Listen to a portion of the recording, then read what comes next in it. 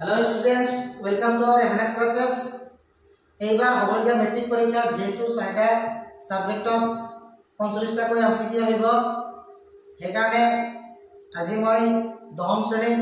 গণিত বিষয়ৰ কেইটামান দৰকাৰী MCQ আলোচনা কৰিম। তোমালোকে বহি লৈ লোৱা আৰু লিখি ৰাখিবা। প্ৰথম প্ৰশ্নত আছে যদি p of x equal bx square plus 4 whole into b plus 1 whole plus 1 বহুপদটোৰ এটা শূন্য এক হয় তেনেহলে b মান কিমান? আমি জানো যে এটা বহুপদৰ এটা যদি এটা শূন্য হয় তেতিয়াহলে সেই শূন্যটোৱে সেই বহুপদটো স্যাটিসফাই কৰে অৰ্থাৎ সিদ্ধ কৰে। অৰ্থাৎ এই শূন্যটো ইয়াতে বহাই দিলে ইয়াৰ ভ্যালুটো 0 হৈ যাব। অৰ্থাৎ p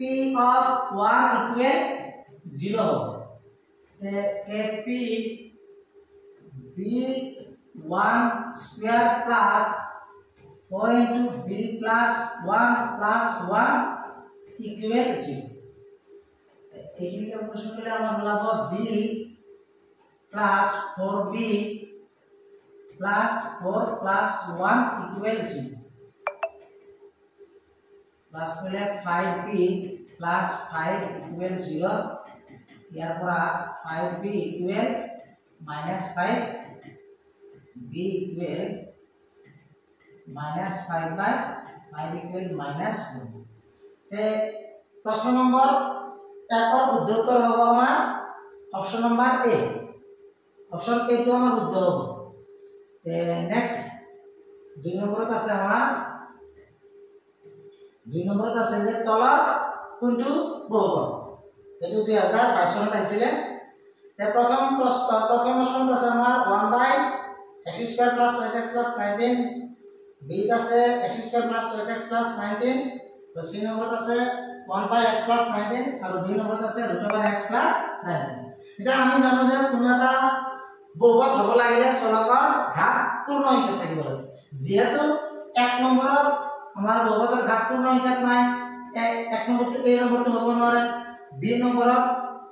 চলকৰ ঘাতবিলাক পূৰ্ণ অপূৰ্ণ সংখ্যাত আছে তাৰ মানে এইটো আমাৰ শুদ্ধ উত্তৰ হ'ব অপচন নম্বৰ B। মানে কোৱেশ্চন নম্বৰ B শুদ্ধ উত্তৰ হ'ব আমাৰ B। ইয়াৰ পিছতো আহিছে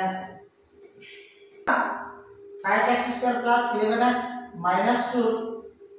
শূন্য দুটাৰ পূৰণফল এটা আমাৰ এটা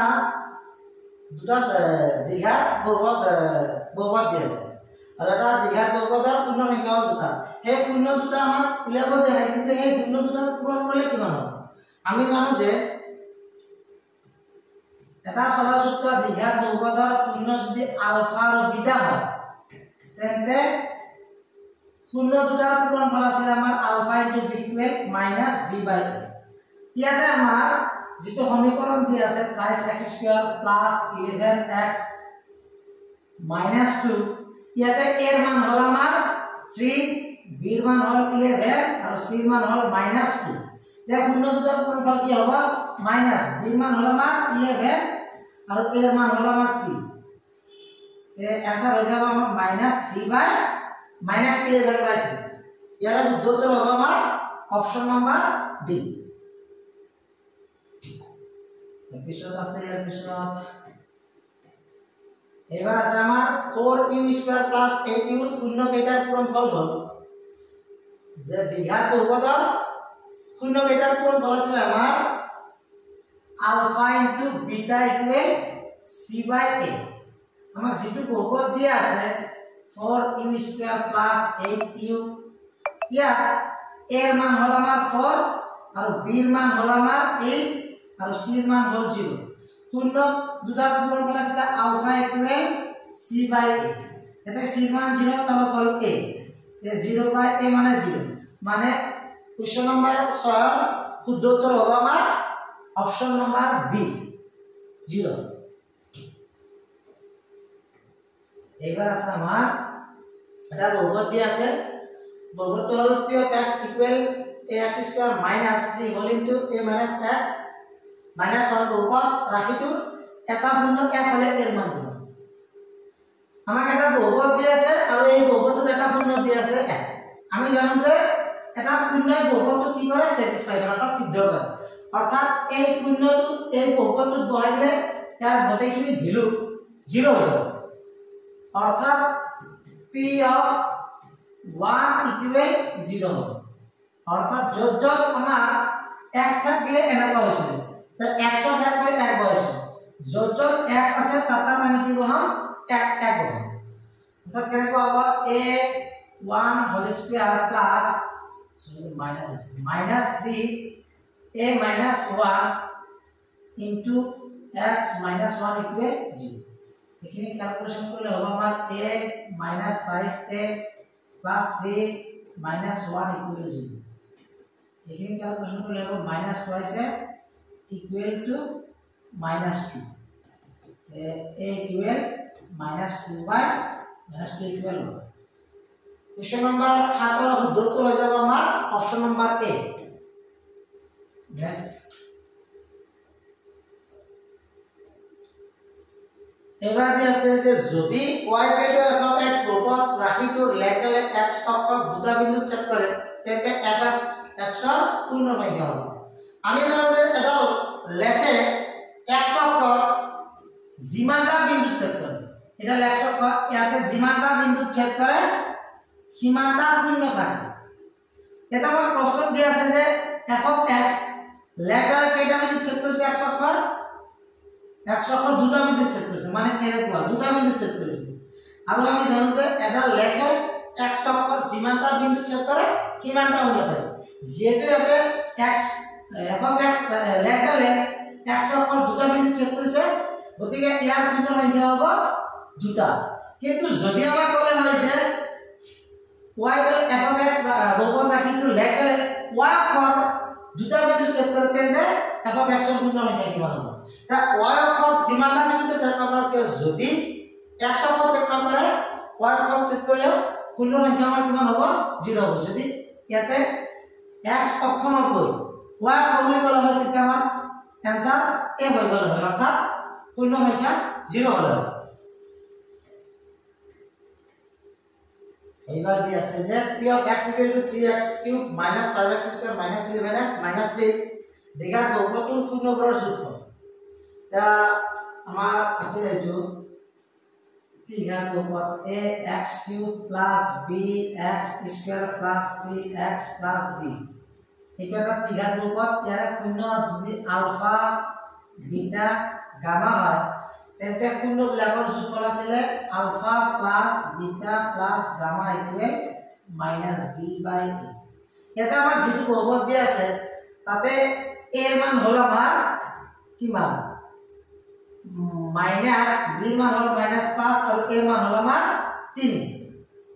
তে মাইনাস মাইনাস প্লাস 5 বাই 3 তে ইয়াৰে অপশনটো উত্তৰ হ'ব আমাৰ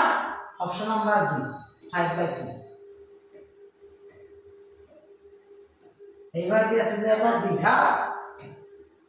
Digha বহুপদ x² plus 5x plus k এটা শূন্য 2 হলে k এর মান হবে তাই এটা শূন্য দি আছে এই শূন্যটোৱে এই বহুপদটো স্যাটিসফাই কৰিব অৰ্থাৎ এই শূন্যটো ইয়াতে বহালে ইয়াৰ ভ্যালুটো 0 হৈ যাব অৰ্থাৎ কি হ'ব z2² plus 3 into 2 plus k equal 0 यारे वैल्यू होगा हमार 4 यारे होगा 6 plus k equal 0 এইখিনি যোগ করলে হবে plus 10 k equal 0 ইয়ার পর আমি k এর মান পাম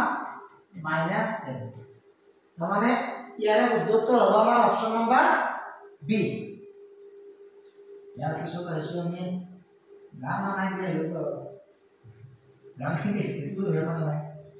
এবার যে আছে যে আমরা দ্বিঘাত বহুপদ যার মূল্য দুটা হল -3 আৰু 4 বহুপদটো হল এটা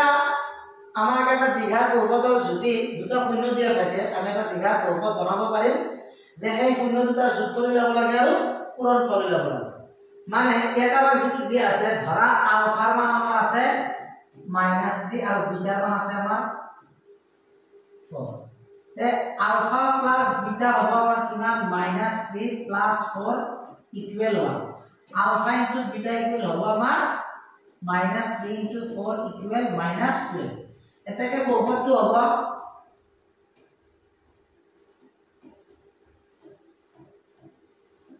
x square minus alpha plus beta whole to x plus alpha beta यार আগত এটা k লাগে k থাকিল k x square minus alpha plus beta মান হল 1 মানে লিখিব নালাগে x আৰু alpha into beta মান হল -1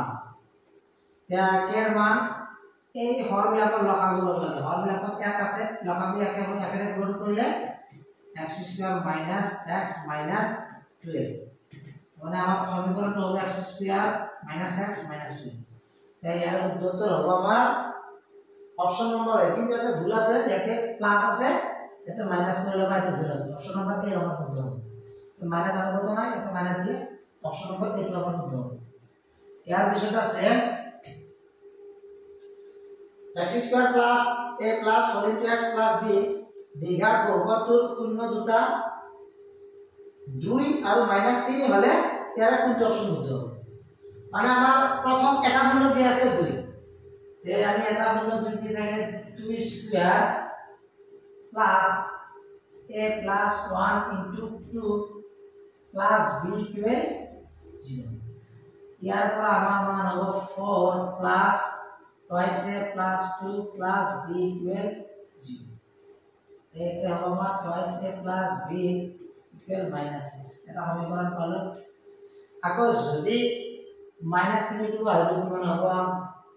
-3 square plus a plus 1 -3 plus b equal 0 তে এটা হবে 9 এটা হবে minus twice a এটা হবে -3 এটা হবে plus b equal 0 এতে হবে আমার ইকুয়াল হলো minus twice a minus b এটা দিলে ইকুয়াল হলো এটা হবে আমার 6 এর অংশ তা এই সমীকরণ 1 আর 2 নেক্সট পর্যন্ত বসে আমি 1 আর 2 যোগ করে দিলে এখানে হবে আমার মনে আছে এ আর যোগ করলে হবে 5 এ এখানে হবে 0 অর্থাৎ এখানে হবে আমার 5 এ এখানে হবে 0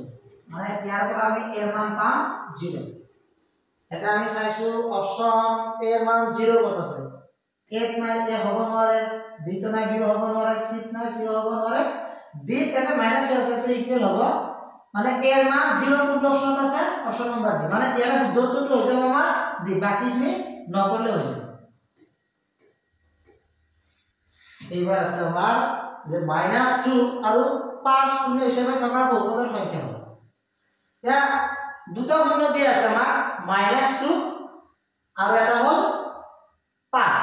তে এই শূন্য দুটা থাকা এটা সমীকরণ হবে আমার আলফা মান যদি আমি -2 বুলি কও বিটা মান যদি আমি 5 বুলি করতে প্লাস করলে আমার ওলাব 3 আর পূরণ করলে ওলাব আমার 10 দেখো সমীকরণটো হবে x square minus 3x minus 2 এটা একটা সমীকরণ হবে এই সমীকরণটা 2 পূরণ করলে twice x square minus 6x minus 2 হবে 3 পূরণ করলে twice x square minus 9x minus 30 এনেকুৱা অসীম সংখ্যক সমীকৰণ পাই থাকিব এই অপশন নম্বৰ কোনটো উত্তৰ হ'ব যে দুটাতকৈ বেছি মানে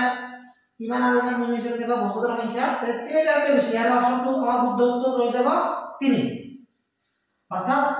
2 নম্বৰ 3তকৈ বেছি